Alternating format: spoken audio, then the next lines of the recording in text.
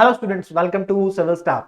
तो दोस्तों, आज की इस वीडियो के अंदर हम डिस्कस करेंगे एचपी टीजीटी कमीशन का 2020 में जो पेपर हुआ था आर्ट्स एंड कॉमर्स का, उसके अंदर जो पॉलिटिकल के सवाल पूछे गए थे उनको हम डिस्कस करेंगे, जिसको हम पॉलिटिकल थ्योरी, पॉलिटिकल साइंस या फिर पॉलिटी या फिर सिविक्स, नागरिक शास्त्र के नाम से जानते हैं।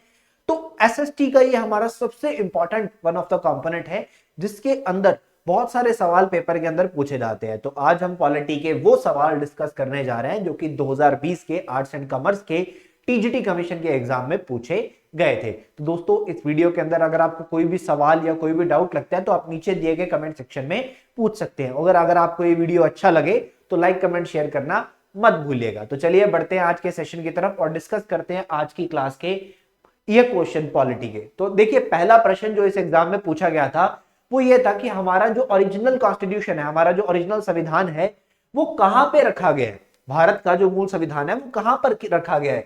वो आर्कियोलॉजिकल सर्वे ऑफ इंडिया के द्वारा रखा गया है, वो प्रेसिडेंट हाउस में है, वो प्राइम मिनिस्टर हाउस में है, या फिर वो पार्लियामेंट हाउस में है। तो मैं आपको बता दूं, देखो हमारा जो भारत का संविधान है, हमारा जो इंडिया का कॉन्स्टिट्यूशन है, देखो कॉन्स्टिट्यूशन की जब हम बात करते हैं, ठीक है, तो कॉन्स्टिट्यूशन में आपको एक पॉइंट हमेशा थोड़ा सा ध्यान में रखना पड़ेगा कि कॉन्स्टिट्यूशन कब बना। सबसे पहला पॉइंट तो आपको ये ध्यान में रखना है। तो कॉन्स्टिट्यूशन 26 नवंबर 1949 को बनकर तैयार होता है और वही हमारा कॉन्स्टिट्यूशन 26 जनवरी 1950 को लागू किया जाता है। और यानी कि आज अगर मैं बात करता हूं, 2023 चल रहा है, तो हमारे कॉन्स्टिट्यूशन को बने हुए लगभग 75 ईयर्स होने को आ रहे हैं। ठीक है, 73 ईयर्स लगभग हो चुके हैं। तो ये हमारा जो संविधान है, ठीक है, अब इंक से लिखा गया है। इंक से लिखा गया तो इंक मिट भी जाती है। तो हमारे कॉन्स्टिट्यूशन की जो इंक है उसको प्रिजर्व करके रखने के लिए, ताकि वो इंक मिटे ना, हमारा कॉन्स्टिट्यूशन प्रिजर्व रखे, तो हमारे कॉन्स्टिट्यूशन को एक हीलियम गैस के कंटेनर में रखा गया। एक हीलियम गैस के कंटेनर में कॉन्स्टिट्यूशन को रखा गया। ठीक है, हीलियम गैस के कंटेनर में। अब हीलियम गैस के कंटेनर में रखा गया, रखा कहां गया है, हमारा जो पार्लियामेंट हाउस है, पार्लियामेंट हाउस की सेंट्रल हॉल लाइब्रेरी जो है, इसके अंदर हमारे कॉन्स्टिट्यूशन को सुरक्षित करके रखा गया है। यह बात आप लोगों को ध्यान में रखनी है स्टूडेंट्स। पार्लियामेंट हाउस की सेंट्रल हॉल लाइब्रेरी के अंदर रखा गया, कुछ इस तरह से, कुछ इस तरह के बॉक्स के अंदर हमारे कॉन्स्टिट्यूशन को रखा गया है लाइब्रेरी के अंदर। तो यहां से मैं उम्मीद करता हूं कि आपको समझ में आ गया होगा। ठीक है, किसी भी स्टूडेंट को किसी भी तरह का डाउट रहा हो तो आप नीचे दिए गए कमेंट सेक्शन में पूछ सकते हैं। चलिए, अगला सवाल जो हमारे कॉन्स्टिट्यूशन के अंदर, कॉन्स्टिट्यूशन को लेकर पेपर के अंदर पूछा गया, वो ये है, हमारे पास दो वर्ड है, सोशलिस्ट एंड सेकुलर, यानी कि समाजवाद और धर्मनिरपेक्ष। ये दो वर्ड हमारे कॉन्स्टिट्यूशन में कौन सी संवैधानिक संशोधन के द्वारा ऐड किए गए थे, कौन सी कॉन्स्टिट्यूशनल अमेंडमेंट के द्वारा इनको इंक्लूड किया गया था। तो देखिए, सबसे पहली बात तो समझ लीजिए कि ये जो वर्ड्स हैं ये प्रियम्बल में ऐड किए गए थे, यानी कि प्रस्तावना में इनको ऐड किया गया था। हमारा भारत का जो संविधान है वो हमें समाजवादी कॉन्स्टिट्यूशन देता है और धर्मनिरपेक्ष संविधान जो है वो प्रोवाइड करता है।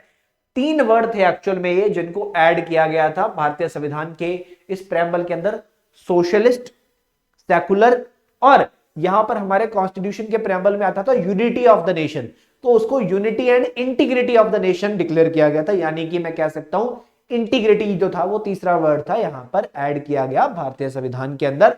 बट ये संशोधन कौन सा था, तो ये था 42nd कॉन्स्टिट्यूशनल अमेंडमेंट एक्ट, जो कि इमरजेंसी के दौर पे हुआ स्टूडेंट्स 1976 में।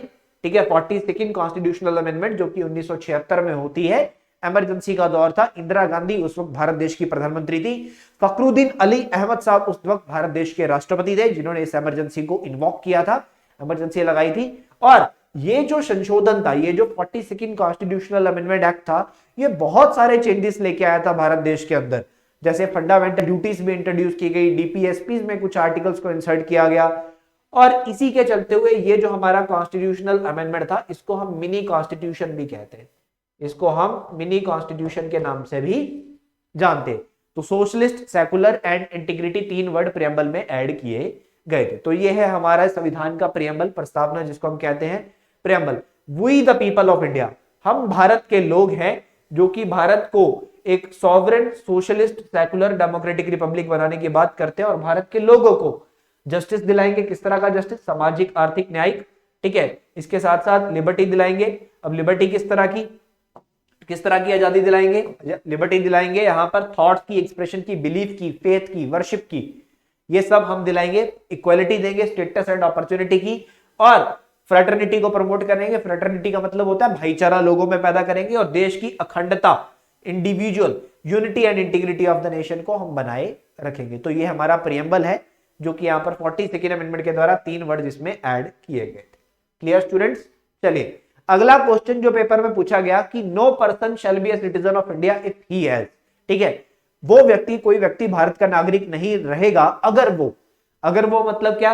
अगर उसने किसी दूसरे देश की नागरिकता ले ली है, अगर उसे किसी दूसरे देश में नौकरी मिल गई है, अगर वो किसी दूसरे देश के किसी कोर्ट के अंदर उसने अपना गुनाह कबूल किया कोई, या फिर वो विदेश में 5 साल से अधिक से रह रहा है।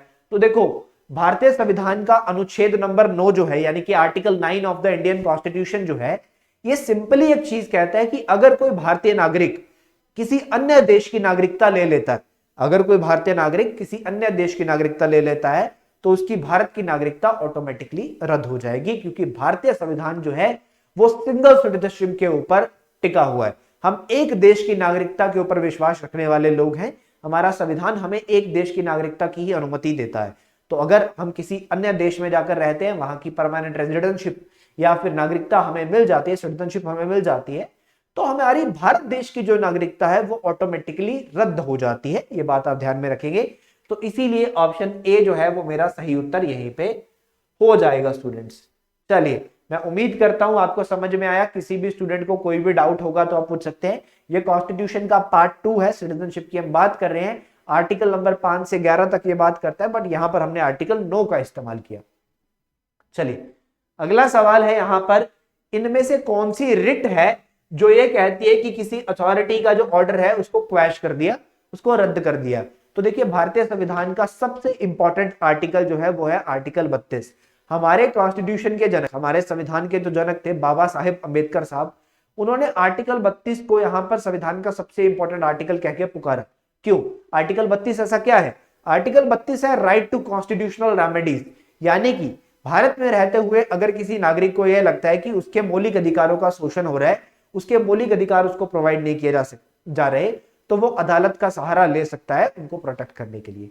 तो आर्टिकल 32 को बाबा साहब अम्बेडकर ने संविधान का दिल और संविधान की आत्मा कह के पुकारा, the very heart of it and the very soul of it.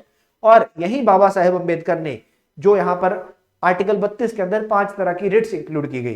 5 तरह की writs, habeas corpus, prohibition, mandamus, certiorari है, क्वो वारंटो है, इनको यहाँ पर ऐड किया गया। तो कौन सा ये रिट है जो कहता है कि एक अथॉरिटी का ऑर्डर क्रैश कर दिया जाएगा? तो ये है सर्शोरेरी।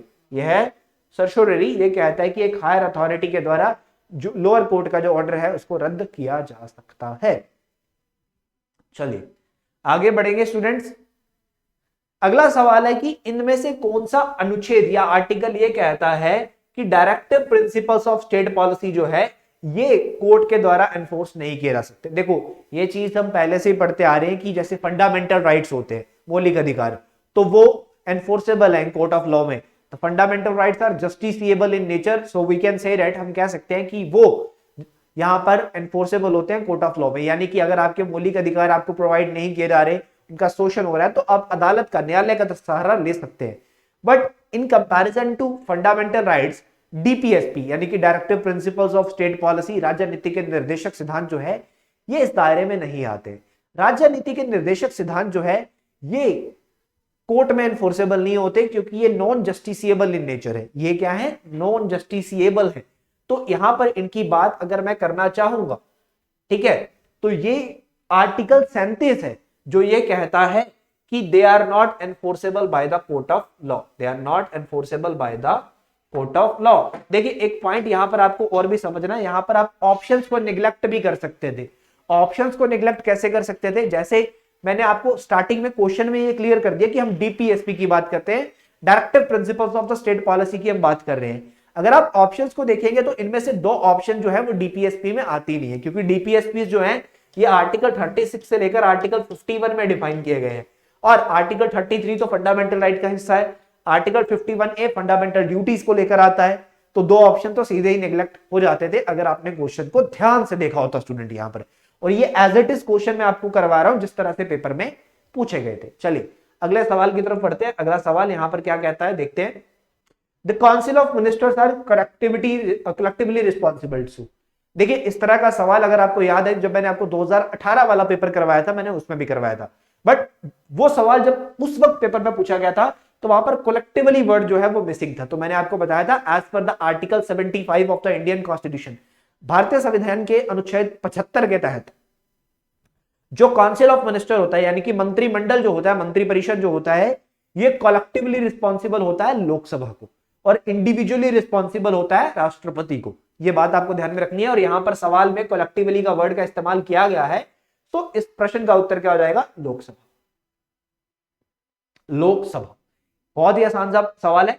काउंसिल ऑफ मिनिस्टर में एक्चुअल में क्या क्या आता है मैं आपको ये भी बता देता हूं।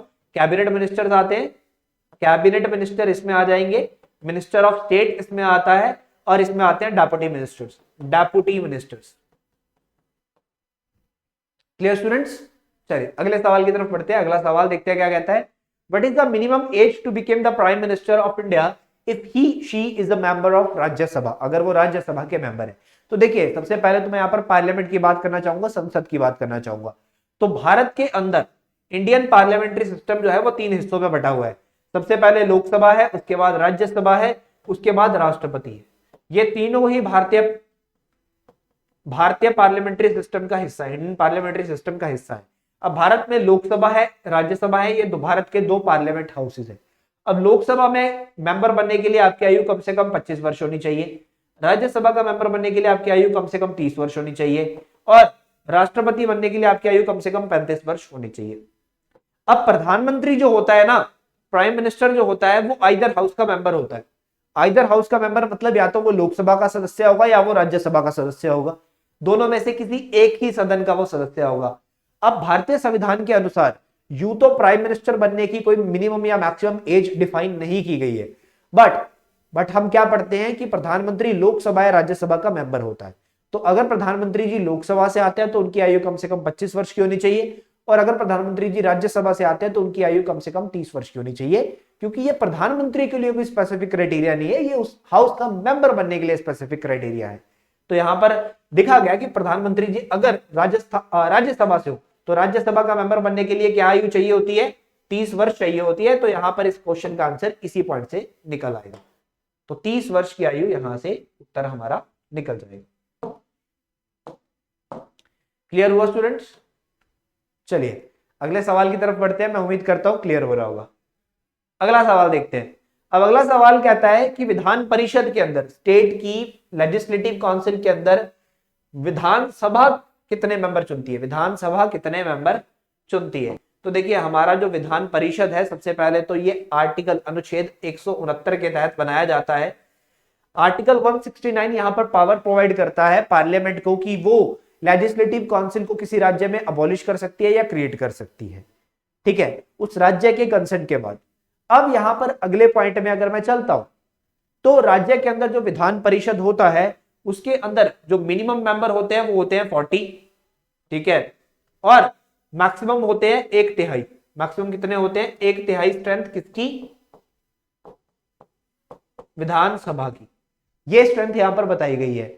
बट ये जो विधान परिषद के मेंबर है, इनमें से कितने मेंबर विधानसभा के मेंबर्स के द्वारा चुने जाते हैं, तो 1/3 मेंबर, 1/3 मेंबर जो है ये विधानसभा के चुने हुए मेंबर्स के द्वारा चुने जाते हैं। 1/3 जो है ये लोकल बॉडीज के द्वारा चुने जाते हैं, 1/12 जो है ग्रेजुएट्स के द्वारा, 1/12 टीचर्स के द्वारा, 1/3 जो है विधानसभा के मेंबर्स के द्वारा, और बाकी के राज्यपाल जो है वो नॉमिनेट करता है। समझ में आ रहा है स्टूडेंट्स? चलिए आगे बढ़ता हूं मैं अगले सवाल की तरफ। अगला सवाल देखते हैं क्या था। Supreme court is empowered to settle election dispute between president and vice president. ये कौन सी ज्यूरिसडिक्शन है? देखो भारत के अंदर सुप्रीम कोर्ट जो है ना वो भारत का सबसे उच्चतम न्यायालय है।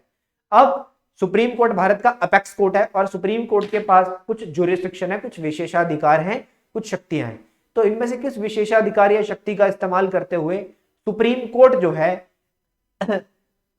राष्ट्रपति और उपराष्ट्रपति के अगर इलेक्शन के चुनाव के कोई मुद्दे हो उनको सुलझाता है?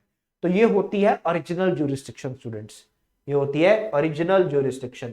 ओरिजिनल ज्यूरिसडिक्शन से यहां पर राष्ट्रपति जो है और उपराष्ट्रपति जो है इनके चुनावी मुद्दे जो हैं ये सुप्रीम कोर्ट ऑफ इंडिया के द्वारा हैंडल किए जाते हैं।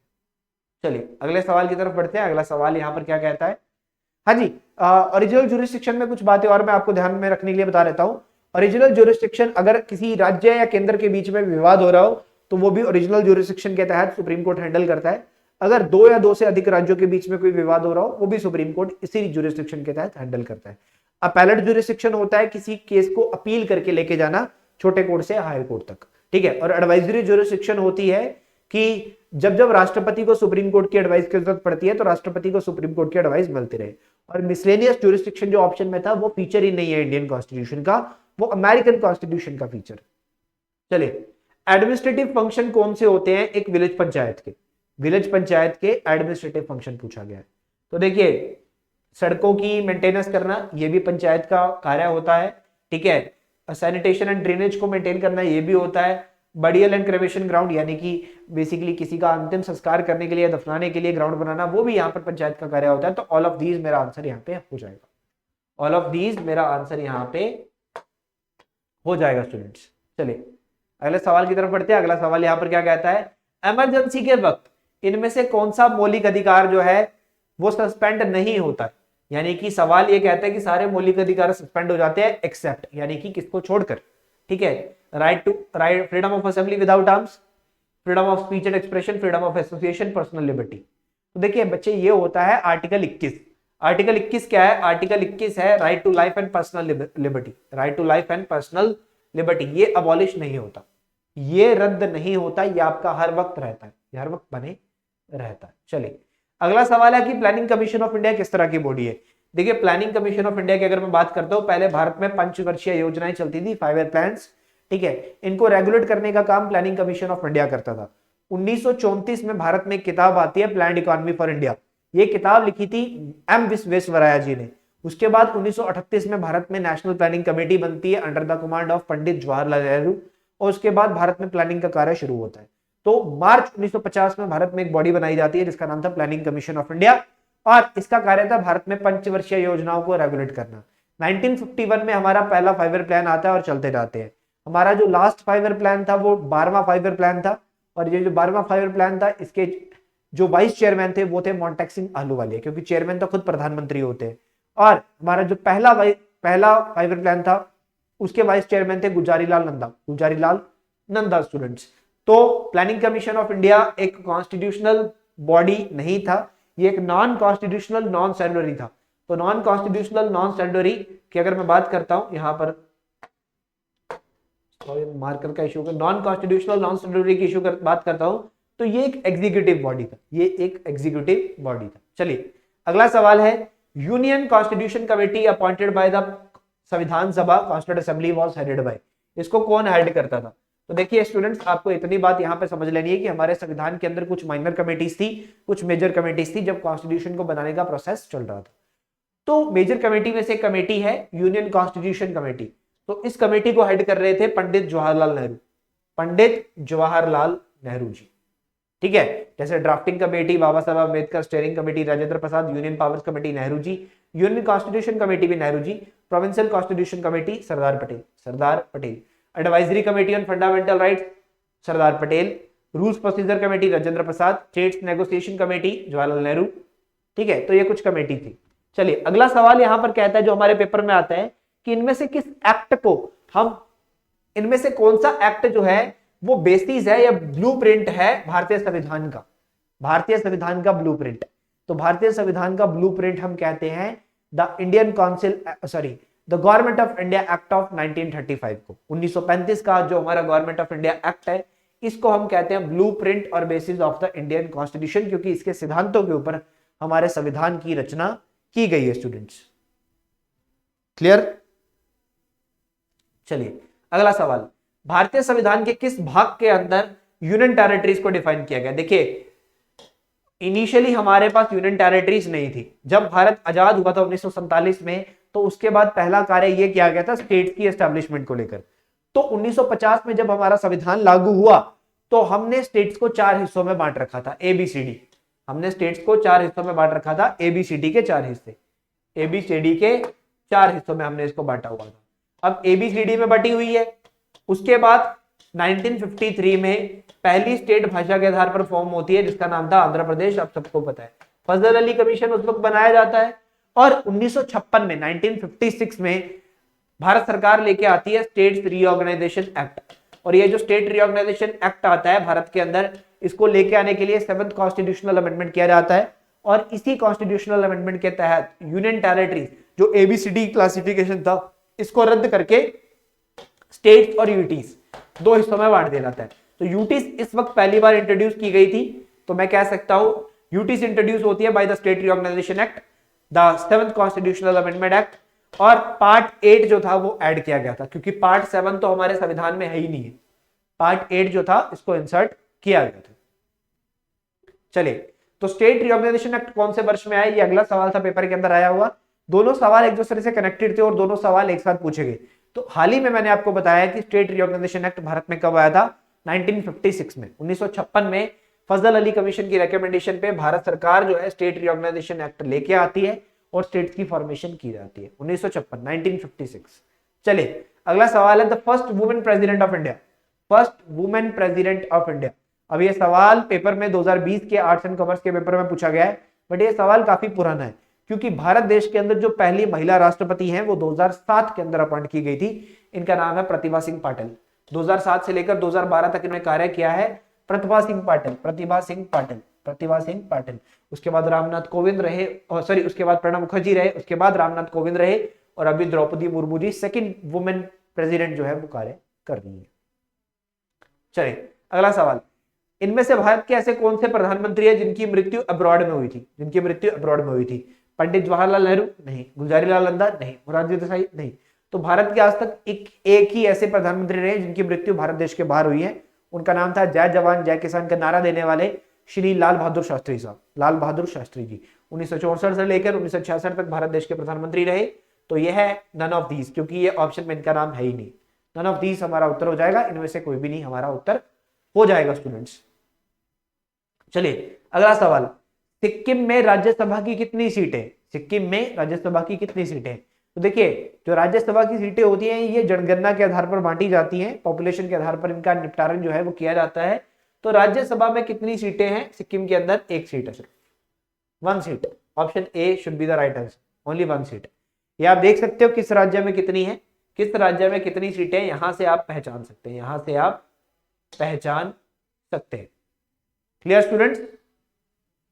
चलिए, अगला सवाल है राज्यपाल को शपथ कौन दिलाता है? Who administer the oath to the governor of any state? हाँ जी, राज्यपाल को शपथ कौन दिलाता है? तो देखो, हर राज्य के अंदर, हर एक स्टेट के अंदर एक हाई कोर्ट होता है और उस हाई कोर्ट में एक चीफ जस्टिस होते हैं। तो जिस राज्य के अंदर राज्यपाल अपॉइंट किया जा रहा है उस राज्य के हाई कोर्ट के जो चीफ जस्टिस होंगे वो राज्यपाल को शपथ दिलाते हैं, वो राज्यपाल को शपथ दिलाते हैं। So I can say the chief justice of the concern state high court, chief justice of the concern state high court. ये बात आपको ध्यान में रख लेनी है स्टूडेंट्स। Clear students? तो स्टूडेंट्स, ये था आज का हमारा पेपर जिसके अंदर हमने डिस्कस किया द मोस्ट इंपॉर्टेंट क्वेश्चंस, वो सवाल जो पेपर के अंदर पूछे गए हैं। ठीक है, 2020 का जो आर्ट्स एंड कॉमर्स का पेपर था उसमें एसएसटी में पॉलिटी के सवाल जो थे ये डिस्कस किया हमने। इसके बाद मैं आपके लिए हिस्ट्री का सेशन लेके आऊंगा अगले सेशन के अंदर। तब तक के लिए अलविदा, थैंक यू सो मच। अगर आपको हमारा यूट्यूब चैनल सब्सक्राइब नहीं किया तो हमारे यूट्यूब चैनल को सब्सक्राइब कर लीजिएगा, और अगर आपको ये वीडियो अच्छी लगी हो तो अपने दोस्तों तक शेयर करना मत भूलिएगा, लाइक कमेंट शेयर करना मत भूलिएगा। बहुत बहुत धन्यवाद दोस्तों, थैंक यू सो मच।